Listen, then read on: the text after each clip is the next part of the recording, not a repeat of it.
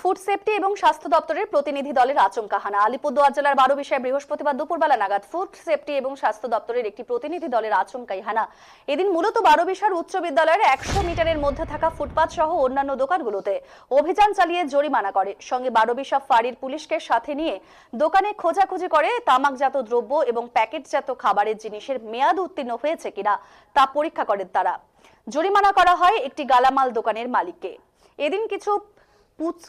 এদিন কিছু ফুচকার দোকানে পরিষ্কার পরিচ্ছন্ন থাকার নিদান দেন তারা। এছাড়াও বেশ কয়েকটি মিষ্টির দোকানে হানা দেয় প্রতিনিধি দলটি।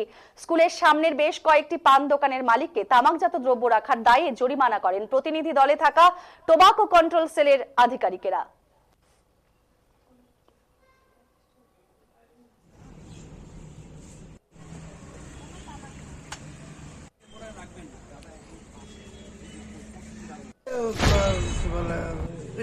বিড়ি বেশি বিক্রি করি 100 মিটার মধ্যে বিড়ি বেঁচে যাবে না, বিড়ির জন্য বিড়ি সিগারেট বেঁচে যাবে না।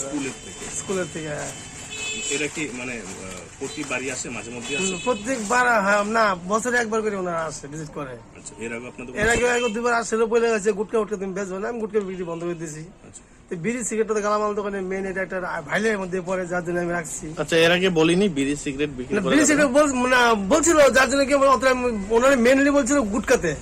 আমি গুটকা থেকে ধরে দিচ্ছি, আমি গুটকা বিক্রি বন্ধ করে দিচ্ছি, গুটকা বিক্রি টোটাল বন্ধ করে দিচ্ছি। বিড়ি সিগারেটটা দোকানে আমি খুচরা দোকান বিক্রি করি না, পাইকারি বিক্রি করি। পাইকারি আমরা বিক্রি করতে লাগে। আপনি তো মানে কোনো নাবালক ছেলে বা স্কুল স্টুডেন্টের কাছে বিক্রি করছেন? না, খুচরা বিক্রি করি না, আমি খুচরা বিক্রি করি না, আমরা পাইকারি বিক্রি করি। তো যার জন্য আমি এটা রাখছিলাম। ওনারা বলতে তুমি খুচরা হতে বেশি না, আমি ঠিক আছে, আমি কথা মানবো, ওনাদের কথা মানছি, আমরা পাইকারি বিক্রি করি। আজকে কি হয়েছে? ঘটনাটা দেখলো, অরিজিনাল তেঁতুল আছে কি নাই হাতে দেখলো, ঠিক আছে। তারপরে আমাকে বললো অফিসে যেতে, একটা সার্টিফিকেট দিতে, আমাদের কোনো গাড়ি ভাড়া লাগবে না। কি সার্টিফিকেট? কি সার্টিফিকেট দেবে ওটা বলতে হবে। কারা তারা? হ্যাঁ, কারা আসছিল? ওই যে অফিস থেকে আসছিল আলিপুর। আচ্ছা আচ্ছা, কি বললো এছাড়া? কি বললো? এছাড়া আর কিছু বলে কোন রকম ফাইন টেন করেছে আপনাকে? না, ফাইন মানে একটা মানে লাইসেন্সের মতো বানাতে বলেছিল ব্যবসা করার জন্য। আর বিধি নিষেধ কি কি বললো, যে ফুচকা বিক্রি করতে গেলে কি করতে হবে? আর তোমার অরিজিনাল জিনিস খাওয়াইতে হবে। আচ্ছা, ঠিক আছে, অরিজিনাল জিনিস খাওয়াইতে হবে।